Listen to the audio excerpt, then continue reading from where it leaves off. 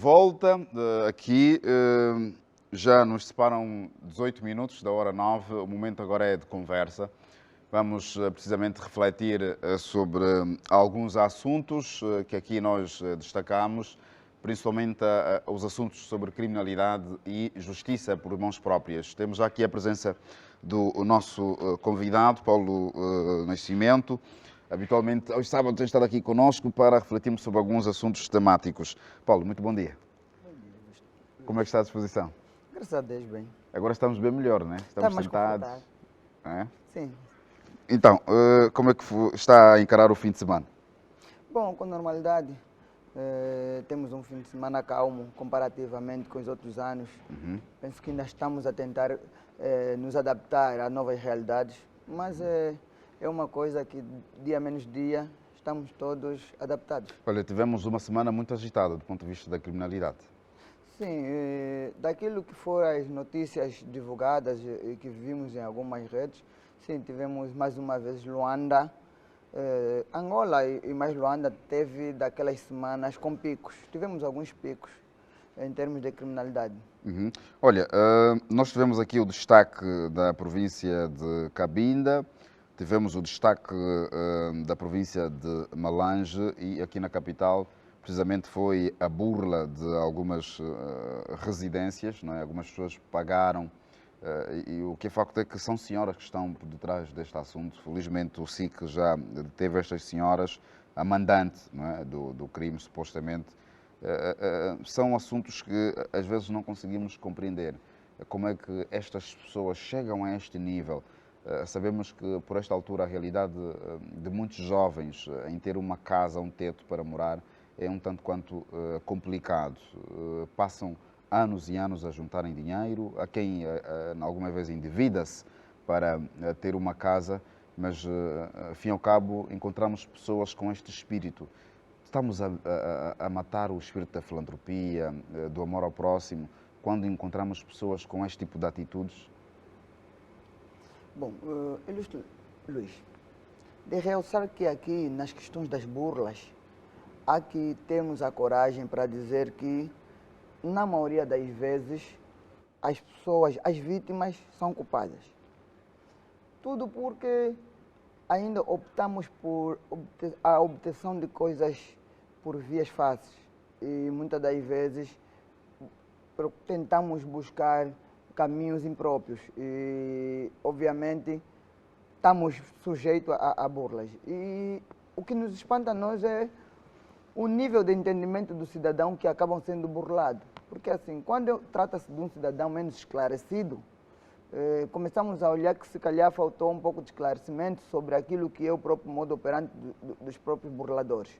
Mas quando deparamos que dentro das pessoas que estão a ser das vítimas, tem pessoas que até em termos de entendimento sobre aquilo que é o próprio contexto, que dá para ver que hoje não está fácil para ninguém e as burlas estão em todos os cantos, ver indivíduos com determinado entendimento sobre questões de burla e sobre esses acontecimentos a serem burlados, só nos vem à mente a primeira coisa que é, nós ainda temos indivíduos que durante muito tempo foram obtendo as suas coisas, obtendo as coisas por essas vias impróprias. E quando começam a deparar com as burlas, depois assustamos todos. Não há aqui questões que nos levam a assustar, porque nós diariamente alertamos a sociedade, a própria polícia alerta, os próprios ministérios de tutela, sobretudo ligados à habitação, alerta. Nós recebemos até há um trabalho que está a ser feito de alertar o cidadão. Recebemos até mensagens aos telefones alertar essas questões. Logo, é preciso que as pessoas também abstenham-se dessas Mas práticas. as pessoas estão com uma ânsia. Sim, mas não, é verdade que a ansiedade, a dificuldade, às vezes nos empurra para caminhos impróprios. Não se justifica, porque se de um lado estás ansioso, mas ansioso para ser burlado, não se justifica essa ansiedade. Mas vejamos, existem pessoas que são vítimas dessas situações, que até casas próprias já têm.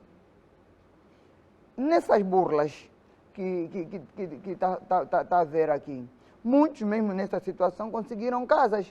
houve pessoas que, por via de vandalização aos condomínios, às centralidades, em algumas vezes conseguiram até habitação por vias impróprias. E o Estado, algumas vezes, por ser uma pessoa de bem, entende que vamos deixar, vamos tentar da próxima vez ter um pouco de maior controle, uma fiscalização maior, e algumas vezes cedeu. Só que é daquelas coisas que o Estado não tem condições de poder ceder sempre. Agora, o que é preciso é, esses indivíduos ligados às burlas, os criminosos, não são novos. Muitos deles até já têm Registro. já têm. O que acontece? É que nós temos um mercado que também abre caminho para este tipo de prática, porque vejamos, em Angola, parece incrível, Angola é o único país no mundo que a própria atividade comercial ou a venda das coisas é legal, tanto por via da própria instituições legais e não legais. Ou seja, estou a dizer aqui por as vendas, por exemplo, anárquicas. Ela está no domínio de todos nós. Nas outras realidades, as casas já não se vendem assim, já não se coloca numa parede, vende-se essa casa, um carro, existem circuitos próprios, existem instituições próprias para vendas de residência, para venda de automóveis, de viaturas. Em Angola, nós temos situações piores. Tu colas o reclame na tua casa sobre um arrendamento ou a venda do imóvel, o intermediário rasga o papel e cola o dele, com os dados dele. Por quê? Porque ele não quer que você faça o teu negócio diretamente com o cliente. Ele também quer ganhar alguma comissão. E às vezes, ele, como é o intermediário, recebe dinheiro de várias partes, porque depois ele tem acesso à residência, uma vez que ele está diretamente no negócio, tem acesso à residência. Às vezes, tu, donos, nem sabes. Apercebes que a tua residência foi alugada ou foi arrendada. Cada visita para mostrar o compartimento da residência tem de ter uma comissão. Até já criou regra, são 10% para cada venda. O que parece é que na maioria desses casos de burlas, existe uma residência à venda ou arrendada. O que acontece? Só que esta é vendida ou é arrendada a mais de 2 outras pessoas, o que depois dá essa situação toda. Mas, sobretudo, as questões das vendas das centralidades, as burlas ligadas às vendas da centralidade. Há que dizer aqui que há uma culpa direita ao cidadão, à vítima. Por quê? Primeiro porque as residências das centralidades, elas têm um domínio do Estado, elas estão sobre responsabilidade. Quem está a gerir este projeto é o Estado. E um indivíduo pode ter uma residência e ele até pode estar a comercializar a residência. Agora, para mim já não é normal quando um indivíduo tem 3, 4, 5 residências ao mesmo no seu nome. Porque se olharmos para muitos casos desses, o mesmo indivíduo que está a vender a residência, se tu lhe falar que quer um T5, vai te mostrar um T5, quer um T3, vai te mostrar um T3. Muitas das vezes o que são? São residências que estão fechadas. E já tivemos situações em que houve os criminosos arrombam as portas, trocam as fechaduras e ele tem acesso aos apartamentos. Os donos não vão para os apartamentos, ou o Estado tem aquele apartamento fechado ou reservado para um outro fim ou para uma outra altura. Então o que acontece? Abre este caminho. E depois o que acontece? O cidadão, justificando com a própria dificuldade que tem, a necessidade, a ansiedade, opta por via imprópria. Vias essas que depois acabam saindo caro e pondo-nos em situações dessas. O pior é que, na maioria das vezes, desses casos, o dinheiro, raras vezes que a vítima recebe o dinheiro. Por quê? Porque aí há um processo... E acaba por perder também a residência. Não, a residência nunca é dele, nunca perde porque nunca foi dele. O que vai acontecer é, na maioria das vezes, as pessoas não conseguem ter o dinheiro de volta.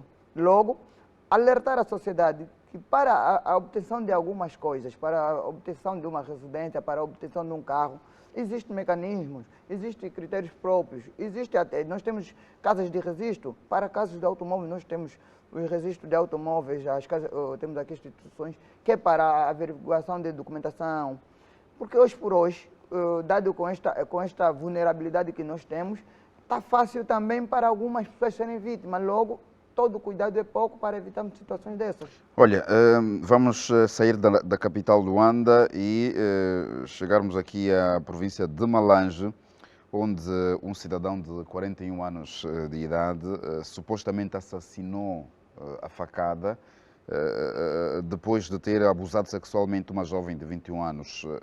A par deste assunto está também, digamos, um cidadão no município de Cambunde Catembo, isto mesmo em Malange, um cidadão acusado de manter relações sexuais com a sua própria filha, depois de a mãe ter perdido a vida, isto em 2018.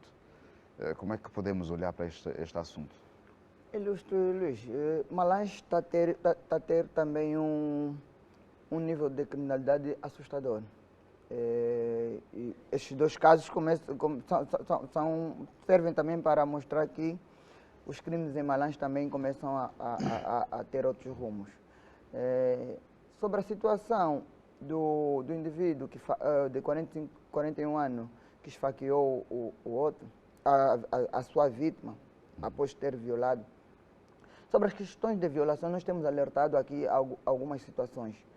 Os casos de violações raramente são de forma isolada. Normalmente, os indivíduos que estão ligados a casos de violações, eles já têm comportamentos reiterados. O que quer dizer que obviamente, para a descoberta do crime, para a responsabilização criminal, o SIC, a polícia ou o Ministério do Interior tem o seu papel, que é fazer, mas para questões de esclarecimento daquilo que são os crimes, era preciso que se fizesse aqui um estudo. E esse estudo, algumas vezes temos alertado que era preciso que se desse a oportunidade à Câmara dos Criminólogos ou os criminólogos que o país tem, para começarmos a olhar para esses casos com olhos de ciência. Porque nós temos feito, a polícia, eu sei que tem feito o seu trabalho, mas no âmbito de responsabilização. O que, depois de responsabilizar o criminoso, o caso fica... Não há um acompanhamento milimétrico. Sobretudo as vítimas. Temos que olhar sempre na perspectiva da vítima. Porque se olhamos para o criminoso, responsabilizamos, depois vamos para um outro crime, não resolvemos os problemas. Assim não estamos a resolver o problema, estamos simplesmente a esclarecer um ou outro caso.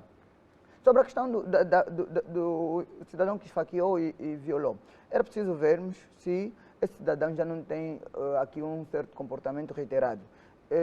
Nós, em sede daquilo que é trabalho minucioso sobre criminalidade e para casos desta natureza, na maioria das vezes, esse cidadão, ou o cidadão que tem tido esse comportamento, já tem casos reiterados. Normalmente já tem causado, já tem violado pessoas desde mais cedo. Muitas das vezes são pessoas com algum distúrbio sexual, muitas das vezes são pessoas até com já um comportamento de... se calhar já tem cometido outros homicídios. Então, era preciso que olhássemos para esses casos dessa forma. Sobretudo as questões de violações. Há que olhar aqui alguns fatores. Normalmente, os violadores de hoje, se olharmos mais uma vez dentro daquilo que é ciência, se entrarmos dentro daquela família, vamos dar conta que aquele cidadão, no decorrer da sua faixa etária, ao crescer, com uma idade inferior, já teve comportamento ou de violação de primas, ou de tentativa de abusos, ou violação de sobrinhas, ou seja, como a família normalmente pega nesses casos por uma questão de reputação, por uma questão de imagem e manchar o nome da família, as famílias optam por ocultar esses comportamentos. O que vai acontecer? Ostentou na sobrinha, na filha, na irmã, e a família oculta, vai abafar o caso. Amanhã, quando a coisa chegar a situações como esta, de violar e matar, nós olhamos isso de forma assustadora, obviamente, porque não dominamos a situação, nunca ocorremos na cabeça que aquele cidadão tem esse comportamento. Às vezes é um cidadão que na sociedade tem um certo respeito e admiração de todos nós, mas com esse comportamento, desde pequeno foi abafado dentro da família, nós assustamos. Mas para a família não é algo novo. O que quer dizer que esse cidadão com esse tipo de comportamento, para investigarmos o crime é importante, mas depois era preciso mandarmos aqui pessoas ligadas à criminalidade, sobretudo ao caso de violação, para irmos saber, ou para irmos dentro da família, saber se esse cidadão já não tem tido esse comportamento. Ou, às vezes, até que o mesmo cidadão já foi vítima de abuso sexual. Porque a falta de acompanhamento das vítimas, algumas vítimas, quando não são acompanhadas nesses aspectos, depois também têm tendência de despoletar outro tipo de comportamento, distúrbios. E algumas vezes eles saem também, deixam dada altura, deixam de ser vítima e passam a ser deixam de ser vítima e passam a ser vitimizadores. Então, há que olharmos com olhos de ver. Obviamente, já está na mão do SIC, será responsabilizado com a pena mais gravosa, dado que chegou ao homicídio, mas há que olharmos porque há muitos casos desse acontecer. Há muita menina a ser violada e como a questão de violação não se fala assim porque isso deixa mágoa, deixa sequela. Há muita menina que foi violada que nem a própria família sabe. E depois começamos a dar conta que a vítima, dado aquilo começa a dar algum distúrbio, começa a dar alguma pressão sobre a mesma e depois começa a adotar comportamentos impróprios. Por quê? Porque questões de abusos devem ser acompanhadas por psicólogos, psiquiatras, porque isto lá à frente tende a dar para outros caminhos. Então, Olha, pois, há quem diga, e os relatos nos têm mostrado, alguma realidade de feitiçaria que se tem apontado a estas práticas. Só para termos aqui a noção, há um caso de abuso sexual a menor, isto uma criança, uma menina de 12 anos, foi abusada sexualmente até a morte por um cidadão. Isto aconteceu em Cabinda. O relato de feitiçaria é um assunto, são casos que não é de hoje. Não é de hoje e o problema de feitiçaria, há aqui aquela alerta que nós fizemos diariamente. Era preciso que o Estado olhasse para as questões, porque começa a causar grande problemas dentro da sociedade, no seio da própria sociedade. Em África, há estudos, há pesquisas, há até alguns avanços que dizem que a África é o centro da feitiçaria nesses aspectos. E há quem diz mesmo que é possível, por via da feitiçaria, matar outras pessoas, por via da feitiçaria, violar outras pessoas. O pior é que em Angola, sobretudo aqui em Angola, que começamos a ter esses casos, não estamos a ver o Estado a pronunciar-se sobre esses aspectos. Era preciso o quê? E algumas vezes já alertamos o que é preciso. Era preciso darmos resposta a esses casos. Primeiro, saber se é possível, feitiço existe. Se conseguíssemos uma resposta aqui, se feitiço existe, conseguíssemos dar uma resposta se realmente existe feitiço ou não, caso venha a se provar que existe feitiço, era levantar outra questão. E aqui tínhamos que ser um pouco filosóficos, porque se questionarmos sempre as coisas, vamos em busca da resposta. Se depois de obtermos uma resposta que é possível, o feitiço existe, era fazer outra pergunta. É possível por via do feitiço matar outra pessoa? É por via do feitiço violar outras pessoas? É por via de feitiço? É possível por via de feitiço conseguirmos usar outra pessoa? Caso essas respostas venham a ser dadas de forma positiva, ou obtemos a resposta que sim, que é possível, era possível levantar outra questão. O que é que o Estado está a pensar em termos de responsabilização ou resolução para este tipo de atos ou fenômenos?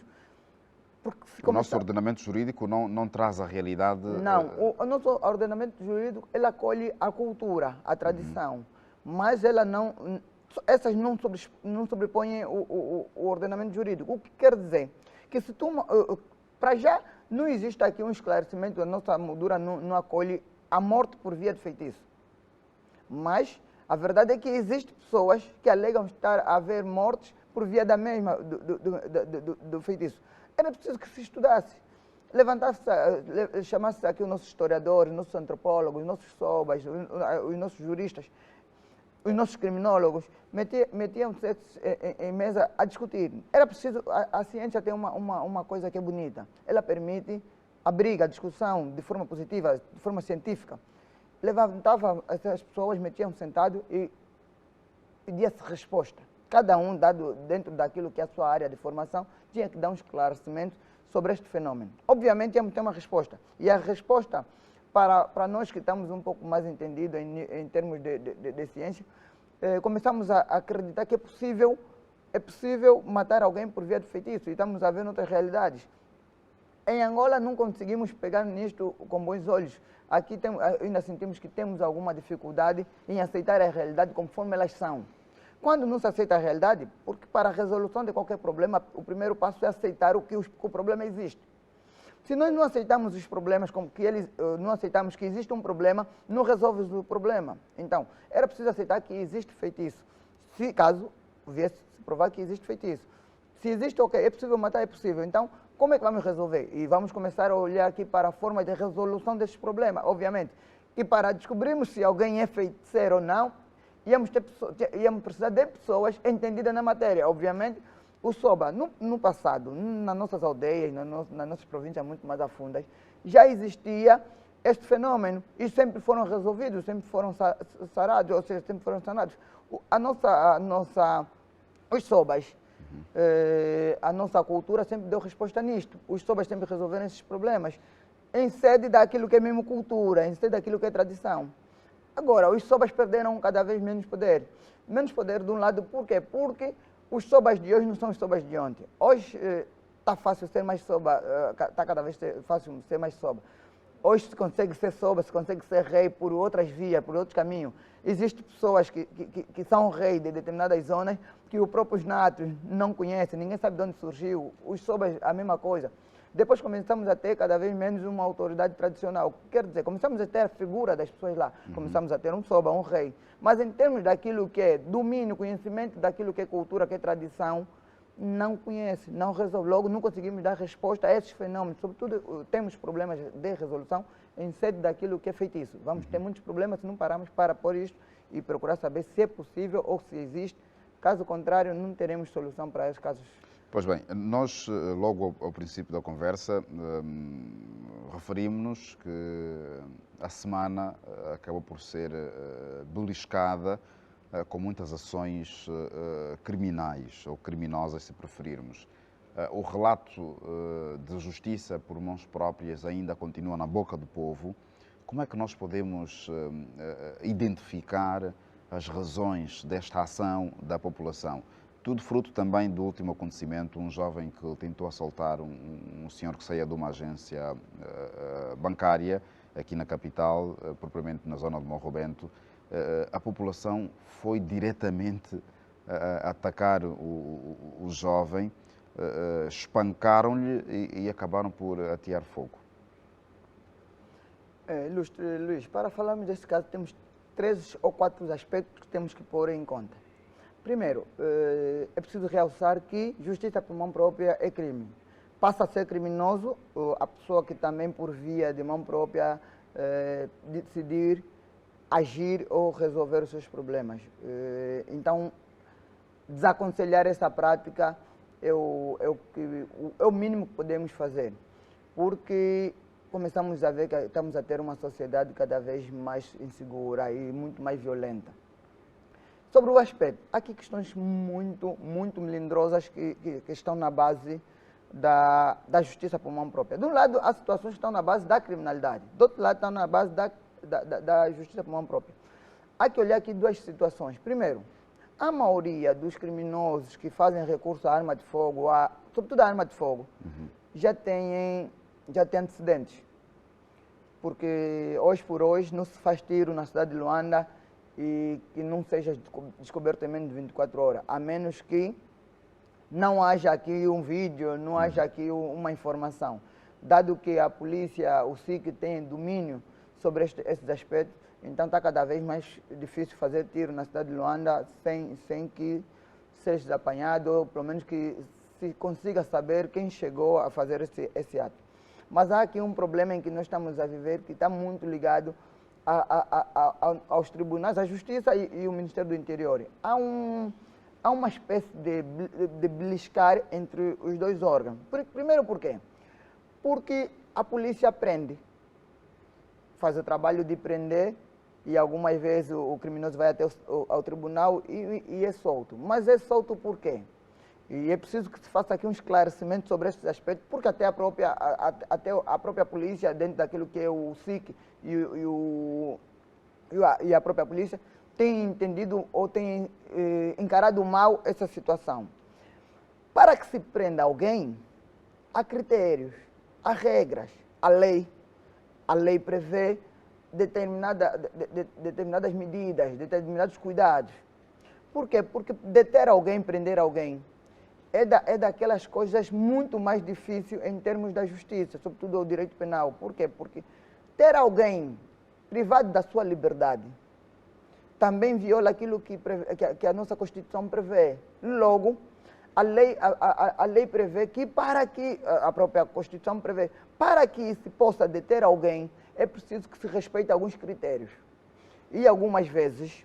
Quais são esses critérios? Bom, primeiro, há que haver prova suficiente para que se detenha alguém, salvo nos casos de flagrante delito. Hoje, para que se faça detenção alguém, por mais criminoso, ou por mais certeza que se tenha que esse cidadão seja criminoso, fora do flagrante delito tem que haver uma autorização por via de um procurador ou do juiz. Ou seja, estamos aqui a acabar com aquela coisa que no passado era muito comum. A polícia acordava ou por uma informação, ia deter o cidadão. No passado tivemos muito essa situação. Hoje ainda temos alguns casos desses. Obviamente, ao fazer uma detenção sem a devida autorização, sem um mandado, estamos perante uma detenção ilegal. É um elemento suficiente para, em sede de tribunal, o processo não andar, para inocentarmos o criminoso. E às vezes até o detento ou o preso é mesmo criminoso. Mas como violou-se aqui aquilo que a lei prevê, é suficiente para soltarmos o criminoso. Por isso é que temos muitos cidadãos aí à solta. Depois temos esse problema entre o polícia entende que fez o seu trabalho e a justiça, por sua vez, não valorizou, não deu acompanhamento, não. O que é preciso é, e depois também temos aqui esse problema, quando se está aqui, quando estamos a organizar o país ou uma determinada área, todas as áreas que estão ligadas a isso têm que acompanhar. Hoje temos um tribunal muito mais atento nesses aspectos. É prova disso, começamos a ver cada vez menos pessoas a serem condenadas ou julgadas inocentemente, porque os tribunais estão muito mais atentos nesses aspectos, porque não se pretende violar aqui direito de cidadão, sobretudo o direito de liberdade, que é dos melhores que a nossa Constituição prevê.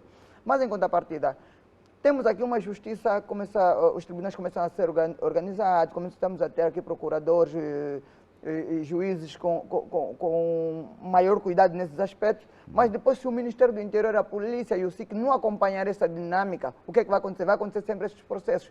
Os processos depois caem. E depois começa a facilitar ainda aqui o trabalho, por exemplo, dos advogados. Nós começamos a ter os advogados com menos trabalhos. Por quê? Porque se nós começamos, enquanto jurista ou enquanto advogado, começamos a notar que logo na instrução processual já haver uma violação ou já haver um vício, é suficiente para o advogado apegar-se sobre esse aspecto e discutir em sede das alegações ou em sede do tribunal, pegar nesses aspectos e deixar cair o processo. Mas neste caso pontual do jovem que foi queimado em asta pública, aqui na capital, propriamente no Morro Bento, a ação da população dá sinais de revolta em função destes indicativos do tribunal e da polícia? Era isso que eu estava a tentar dizer, que aí íamos chegar. O que é que acontece? Com a situação entre o próprio interior e os próprios tribunais, a ver essa situação de prende má detenção e depois o tribunal não pode fazer nada a não ser soltar o criminoso, solta, o criminoso volta às ruas. O próprio agente depois sente-se com uma certa dificuldade em agir sobre o mesmo criminoso. Já estava preso, nós até lhe prendemos, lhe soltaram. Então começa a ver essa coisa, a própria polícia começa a se sentir-se cansada de ter que prender, depois o criminoso está solto. Isto devolve à sociedade. Quando olha para esses aspectos e depois o que é que acontece? Nós não temos a cultura jurídica. O cidadão nacional ainda tem dificuldade em entender questões jurídicas porque não entende mesmo, porque não está muito fora daquilo que é as nossas leis. Quando deparamos com uma situação desta, do próprio vizinho que é criminoso, foi preso, hoje foi solto, foi preso, então começamos até a pensar que o próprio cidadão e a polícia trabalham junto. Quando não, às vezes até a polícia fez o trabalho, mas por desconhecimento deixou cair, errou numa outra, o cidadão é inocentado, volta para a rua, então começaram a ter esse problema. O cidadão começa a se sentir cada vez mais inseguro. E, obviamente, em sede daquilo que é insegurança, o cidadão começa a ver vias de dar solução aos seus problemas. Pois, embora de forma errada, sabemos todos nós que é de forma errada e justiça por mão própria é reprovada. Mas, como começamos a ver que a justiça por via dos órgãos não está a ser feita, é assim que é o entendimento de um cidadão comum. Um cidadão que não tem domínio das normas, desses critérios, sobretudo os critérios penais, ele entende assim: a nossa justiça não funciona, a nossa polícia não faz nada. Então, como esses órgãos não estão a fazer, e eu estou a correr risco, porque nós entendemos assim, quando hoje o Luiz foi assaltado, houve uma tentativa de assalto, amanhã será comigo. E se esse indivíduo não for pegar no cidadão e levar para a cadeia, amanhã vai estar fora e depois eu ainda corro o risco, porque ele sabe que é eu que ele prendia, até porque ele faz assalto com arma, e vai me criar variante, ou pode até me tirar a vida.